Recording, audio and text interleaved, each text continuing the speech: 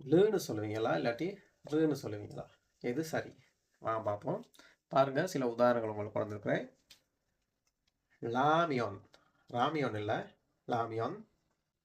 லாதியோ, ராதியோ இல்லை, லாதியோ. லீதோ, லெமன். லீதோன்னு சொன்னால் இங்கிலீஷில் லீடருக்கு சொல்கிறது. அதே போல் லெமன் தெரியும் உங்களுக்கு, லெமனுக்கு லெமன். அதே போல் இந்த பக்கம் உள்ள உதாரணத்தை பாருங்க. சாரம், ரம், சாரம். யோரோபுன், ரோ. நாரா, ரா. நூரே, நூரே. பார்த்தீங்க தானே, ஒரே லு தான். இது வந்து லுன்னு தான் கொரியன் மொழியில் சொல்லுவாங்க. ஆனால் வார்த்தையில் நீங்கள் மாறு இடத்துக்கு ஏற்ற மாதிரி இது மாறப்போகுது. சரிதானே? எனவே மோஸ்ட் ஆஃப் த டைம்ஸ் லான்னு வாசிப்போம். அதே போல் பின்பக்கம் எழுதினால் ரான்னு சொல்லி வாசிப்போம்.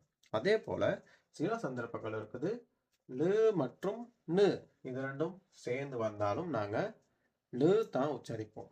அதே போல் நு முன்னுக்கு வந்து லு பின்னாடி வந்தாலும் நாங்கள் லு தான் உச்சரிப்போம். பாருங்க, உதாரணத்துக்கு இது சொல் நாள் இல்லை, சொல்லால். அதே போல் இது ஷின் லா இல்லை, ஷில்லா. புரிஞ்சிருக்கும்னு நினைக்கிறேன். இது போல் இன்னும் ஒரு வீடியோவில் உங்களை சந்திக்கிறேன்.